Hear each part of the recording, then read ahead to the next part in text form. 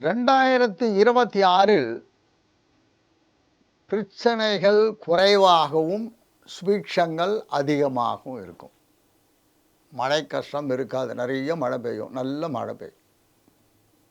குளிர் அதிகம் இருக்கும், காற்று அதிகம் இருக்கும், மழை அதிகம் இருக்கும்.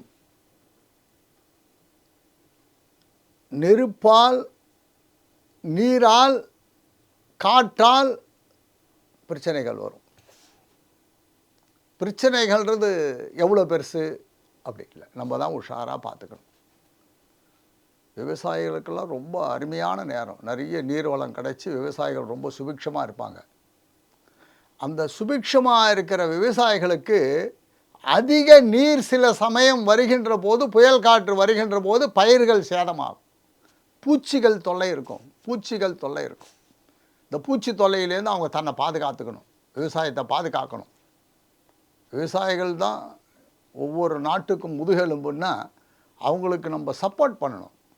விவசாயிகள் நன்னா இருக்கணும்னு நம்ம நினைக்கிற மாதிரி விவசாயிகள் தன் விவசாயத்தை விடாமல் செய்யணும். பல தொல்லைகளிலிருந்து அவங்க வீட்டு தான் தானியங்களை உற்பத்தி பண்ணி நமக்கு கொடுக்குறாங்க. அந்த தானியம் கெட்டு போகாமல் பார்த்துக்கணும், கெடாமல் பாதுகாக்கணும். அதற்கெல்லாம் நம்ம உறுதுணையாக இருக்கணும். அரசியலில் பலவித மாற்றங்கள் வரும். இப்போ தமிழ்நாடு அரசியல் எடுத்துட்டாக்கா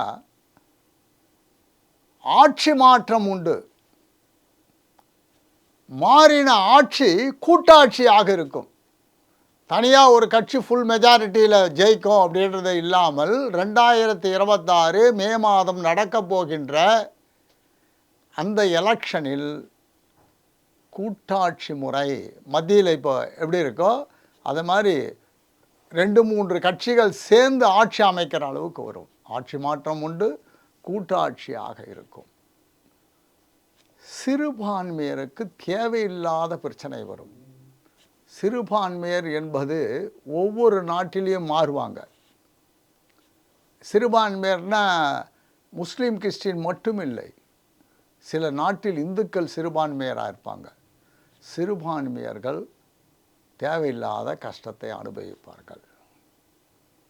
ஒரு விஷக்கிருமி பருவம், பயங்கரமான விஷக்கிருமி பருவம், நோய்வாய்ப்படுவார்கள்.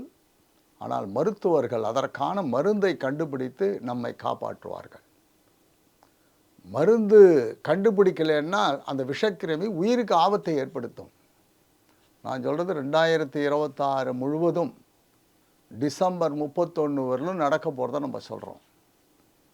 2026இல் பிரபல்யங்கள், பிரதம மந்திரி, மந்திரிகள், எம்எல்ஏக்கள், எம்பிக்கள், முதலமைச்சர், சினிமா நடிகர்கள், தொழிலதிபர்கள், இப்படி பிரபல்யங்கள் சொன்னால் தெரியும் இல்லையா, இவர் பேரை சொன்னோடனே இவர் யாரும் தெரியுது இல்லையா, அப்படிப்பட்டவர்கள் மிகவும் கவனமாக இருக்க வேண்டும்.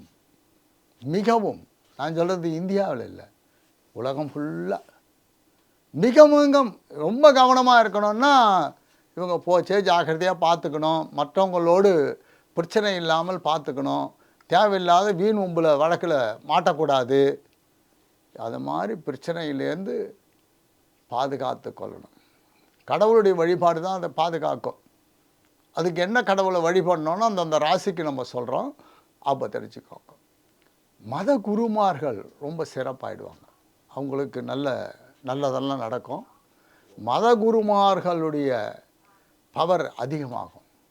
கோவில்களில் மக்கள் கூட்டம் அதிகமாகும், பக்தி அதிகமாகும். கோவிலில் எல்லா விழாக்களிலும் மக்கள் கூட்டம் அதிகமாக இருக்கும். இந்த 2026 இதெல்லாம் நடக்க போகிறதுன்னு நம்ம சொல்கிறோம். நீர் தேக்கம் இல்லாமல் மழையினால் கிடைத்த நீரை நாம் பாழாக்கி கடலில் சென்று விட்டு விடுவோம். அதுக்கப்புறம் தண்ணீர் பஞ்சம் வந்துடும். தண்ணீர் கஷ்டத்துக்கு காரணமே நாம் செய்கின்ற தவறு தான். அந்த நீர்நிலைகளில் பாதுகாக்கணும். நீர்நிலைகளை பாதுகாத்து வைத்து கொண்டால் நமக்கு ஆண்டு முழுவதும் தண்ணீர் கஷ்டம் இருக்காது. குளிர் அதிகமாக இருக்கும், மழை அதிகமாக இருக்கும், காற்று புயல் காற்று அதிகமாக இருக்கும். அதனால் சேதாரம் அதிகமாக இருக்கும். அப்போ அந்த சேதாரத்திலேருந்து நம்ம பாதுகாத்துக்கிறது தான் சில உபாய வழிகளை செஞ்சு தரணும். இதெல்லாம் நம்ம தெரிஞ்சுக்கிறதுக்கு தான் இந்த புத்தாண்டு எப்படி இருக்குன்னு நம்ம பார்க்குறோம். மருத்துவர்கள் ரொம்ப சிறப்பாக இருப்பாங்க. தொழிலதிபர்கள் புது புது தொழிலை உற்பத்தி பண்ணி நமக்கு நல்லதெல்லாம் செய்வாங்க. எலக்ட்ரானிக் கூட்ஸ் ரொம்ப நல்லா இருக்கும். எலக்ட்ரானிக் பொருட்கள்லாம் நல்ல சந்தையில் நல்ல விலைக்கு வந்து மக்கள் பயன்பெறுவார்கள். படிக்கின்ற மாணவர்கள் சுபிட்சமாக இருப்பாங்க. நல்லா படித்து நல்ல முன்னுக்கு வந்து நல்ல பவராக இருப்பாங்க. படிக்கின்ற மாணவர்கள் நல்லா இருப்பாங்க. தாய்மார்கள் ரொம்ப நல்லா இருப்பாங்க. தாய்மார்களுக்கு எல்லா வசதி ஏற்படும்.